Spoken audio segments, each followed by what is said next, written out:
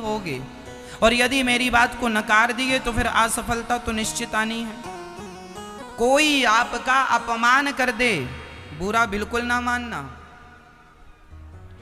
कोई, ध्यान से सुनना मेरे एक एक शब्द को, कोई आपका अपमान कर दे तो बुरा बिल्कुल ना मानना।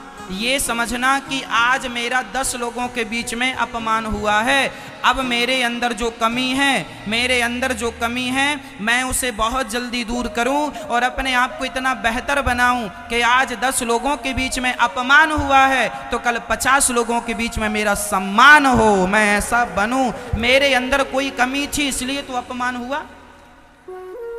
आपने मुझे गलत कह दिया, महाराज जी आपने यहां गलत कह दिया, तो मैंने गलत किया तब तो आपने गलत कहा।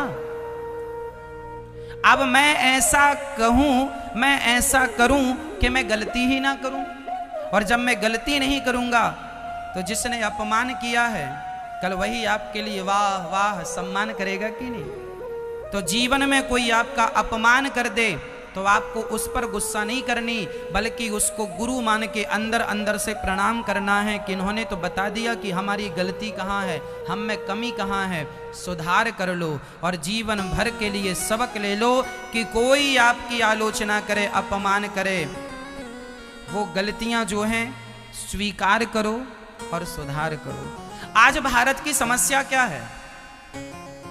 आप लोगों की समस्या यह है कि आप समस्याओं में उलझ जाते हैं। अच्छा मुझे एक बात बताइए, इस दुनिया में ऐसी कौन सी समस्या है जिसका समाधान ना हो?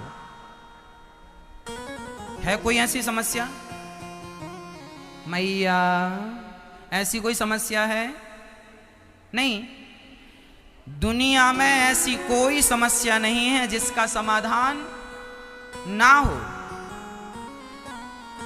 लेकिन समस्या क्या है कि आज हमारे भारत में डिबेट किस बात पर होता है, ये समस्या है। अरे समस्याओं पर डिबेट करने की जरूरत नहीं है, डिबेट करनी ही है, बात करनी ही है, तो समस्या पर नहीं, समस्या का समाधान क्या है उस बात पर चर्चा की जाए। किसका समाधान क्या है? आज मैं समस्याओं पर चर्चा नहीं करूंगा, समस्याएं तो अपने पांव पे खड़ी ही हैं, हमें उनका समाधान देखना है। आज मैं भारत की कुछ समस्याओं पर आपसे चर्चा करूंगा, आप देखिएगा कि समस्याएं ये हैं तो समाधान क्या है। आज तक आपने बड़े बड़े बुद्धिजीवियों से समस्याएं तो सुनी होंगी पर समाधान नहीं सुना होगा। आज ये दास अनिरुद्ध आपको समस्याएं नहीं बताएगा, आपको केवल समाधान बताएगा। और यहाँ बैठे हर युवा से मैं कहना चाहूंगा कि जीवन में कभी भी समस्या आए, समस्या तो राम जी के सामने भी थी, समस्या तो भगवान श्री कृष्ण के सामने भी थी, समस्या तो महाराणा प्रताप जी के सामने भी थी,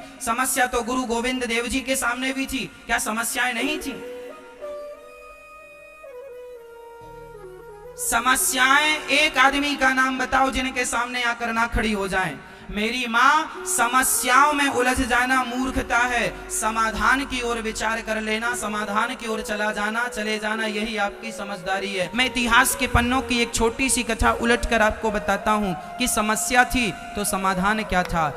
पंजाब की घटना है, घटना कथा पंजाब में चल रही है, मैं घटना भी पंजाब की बताऊंगा, शायद आपको याद भी हो और याद ना भी हो, याद दिला देता हूँ। पंजाब में श्री गुरु गोविंद देव जी, गुरु गोविंद देव जी के सामने 40 लोग थे। उनकी सेना में कितने बचे थे? ओनली 40। और औरंगजेब की सेना में 10 लाख लोग थे, 1 मिलियन, 10 लाख लोग थे। सुनिएगा समस्या क्या है और समाधान क्या है। जीवन में वह सफल होता है जो समस्याओं में ना उलझ के समाधान की ओर भाग जाए। चलिए मैं आपको समस्या भी कहता हूँ, समाधान भी कहता हूँ। गुरु गोविंद देव जी का नाम तो सुना होगा आपने। गुरु गोविंद देव जी के पास ओनली 40 सैनिक थे, लड़ते लड़ते सारे मारे गए, ओनली 40 सेना थी। और औरंगजेब की सामने सेना कितनी थी? जोर से बोलो, 10 लाख। गुरु गोविंद देव जी के सामने समस्या क्या थी? हम 40 हैं और वो 10 लाख हैं। उन 40 में 35 कहने लग गए, गुरुजी चलो भाग चलते हैं। ये 10 लाख हैं, हम सिर्फ 40 हैं, क्या हम युद्ध कर पाएंगे? क्या हम जीत पाएंगे? गुरु गोविंद देव जी ने कहा भाग जाओगे तो क्या इतिहास के पन्नों में अपना नाम अमर कर लोगे?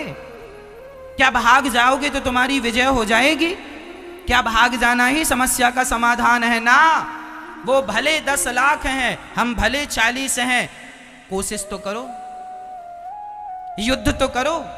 कि मैदान छोड़ के बिना लड़ाई भाग जाओगे? ना, तुम्हें भागना है भाग जाओ, पर मैं नहीं भागने वाला। बोलो मेरे साथ कौन कौन लड़ेगा? 40 ने हाथ खड़ा कर दिया। मरना तो है ही, मार के मरते हैं।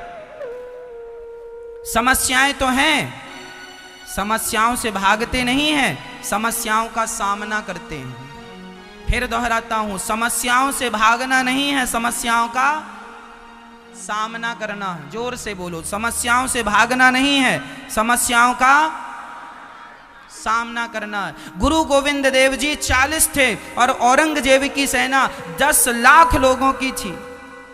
लड़ना शुरू कर दिया। इनके पास गोला बारूद कम था, गोलियां कम थी, तोप कम थे, बंदूकें कम थी, लेकिन फिर भी भिड़ गए। और जब भैया भिड़े तो इतिहास के पन्नों को उलट कर देख लेना कि 40 लोग 10 लाख पर भारी पड़ गए, भारी पड़ गए और मरने लगी औरंगजेब की सेना। एक एक ने लाख लाख को मारा। बड़ी बुद्धि से, बड़े तरीके से एक एक ने लाख को मारा। कुछ मारे गए, गुरु गोविंद देव जी की सेना में भी कुछ लोग मारे गए, पर मरते मरते भी उन्होंने मारा। और अंत में 40 ने 10 लाख लोगों को खदेड़ दिया, अर्थात भगा दिया। और जब भाग गए तब औरंगजेब ने एक पत्र लिखा गुरु गोविंद देव जी के नाम। गुरु जी, हम 10 लाख थे, आप 40 थे, फिर भी हम पर भारी हो गए। ऐसा युद्ध हमने आज तक नहीं देखा, बताइए ऐसा कैसे हुआ?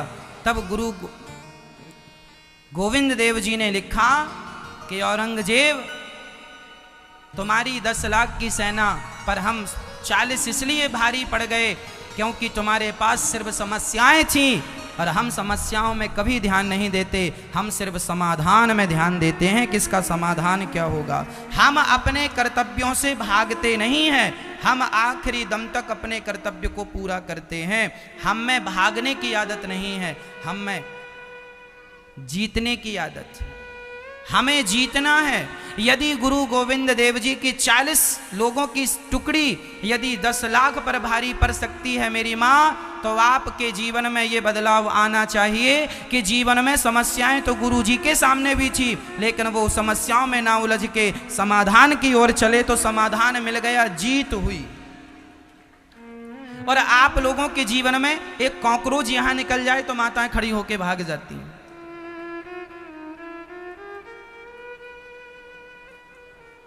छछूंदर आ जाए तो आप खड़े होके भाग जाएंगे। अर्थ क्या है? अर्थ यही है, आप समस्याओं का सामना नहीं करते, आप पर समस्या हावी हो जाती है। जब समस्या हम पर हावी होती है तो हम कमजोर पड़ जाते हैं और हम कहते हैं अपने आप को इतना स्ट्रांग बनाओ कि आप समस्याओं पर हावी हो जाएं और समस्याएं आपका पीछा छोड़ के भाग जाएं। समस्याओं की ताकत नहीं कि वह आपका बाल भी बांका कर सकें। इसके लिए आपको गुरु गोविंद देव जी का यह पाठ पढ़ना होगा। यह समस्याओं पर भारी पड़ गए और आप पर समस्याएं भारी पड़ रही हैं। आज सबके घर की समस्याएं हैं, लेकिन समस्याएं तो दिखती हैं, समाधान नहीं।